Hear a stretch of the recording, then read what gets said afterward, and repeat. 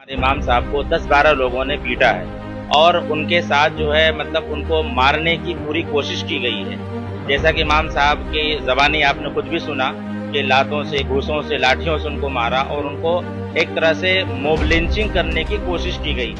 दोस्तों, क्या इस देश में जय श्री राम का नारा लगवाना एक तरीके से गुंडागर्दी का लाइसेंस है? क्या इस देश में जय श्री राम के नाम पर किसी को भी मारा जाएगा, किसी को भी पीटा जाएगा? मामला उत्तर प्रदेश से निकल के सामने आया है। किस तरीके से एक इमाम को पकड़ा है, मारा, बाकायदा जान से मारने की कोशिश की और इतना बुरी तरीके से मारा कि अस्पताल में भर्ती कराना पड़ा। उस पूरी खबर के बारे में मैं आज आपको बताने जा रहा हूं।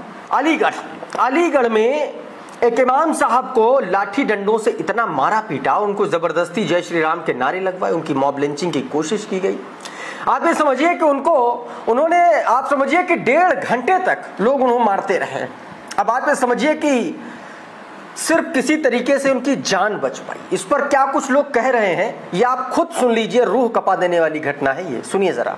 इस तरह का मामला हुआ है कि हमारे इमाम साहब को 10-12 लोगों ने पीटा है और उनके साथ जो है मतलब उनको मारने की पूरी कोशिश की गई है। जैसा कि इमाम साहब की ज़बानी आपने खुद भी सुना कि लातों से, घूंसों से, लाठियों से उनको मारा और उनको एक तरह से मोब लिंचिंग करने की कोशिश की गई। जबकि इस तरह की घटनाएं, इस तरह की वारदातें कई बार हो चुकी है और प्रशासन की संज्ञान में भी है, लेकिन कोई ठोस कदम नहीं उठाया जा रहा है। दूसरी बात यह है कि इमाम साहब से जब पूछा गया तो उन्होंने कहा क्या रीज़न रहा आपको, उन्होंने क्यों मारा, और 1 महीने से आपको टॉर्चर किया जा रहा था तो आपने स्थानीय थाने में आपने शिकायत क्यों नहीं की? तो उनका ये कहना हुआ कि लोग ये कह रहे थे कि राम राम कहो, जय श्री राम कहो, और आज के दिन वो चंद बच्चों को हमारे साइकिल आगे खड़ा कर दिया और हम ना चाह के भी साइकिल को रोक दिए। उन्होंने जो है हमसे कहा राम राम कहो, तो हमने राम राम नहीं कहा। तो गोया कि एक साजिश के तहत में उनका ये एक प्री प्लान था कि उनसे कहेंगे वो नहीं कहेंगे, इसमें हम उनको मार पिटाई करेंगे। तो इसी बीच में 10-12 लोगों ने उनको मारना पीटना शुरू किया।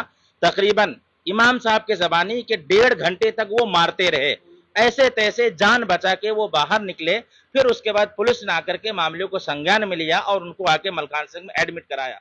इस तरीके का कांड किया गया है दोस्तों। इतना ही नहीं, आपने देखा होगा कि बीते दिनों कानपुर पुलिस ने आई लव मोहम्मद वाला जो पोस्टर था उसको देख करके तमाम सारे लोगों पर मुकदमा दर्ज कर दिया था, FIR दर्ज कर दी। तो उसके खिलाफ पूरे देश के तमाम सारे अलग अलग राज्यों में, जिलों में, शहरों में लोग प्रोटेस्ट कर रहे, प्रदर्शन कर रहे हैं।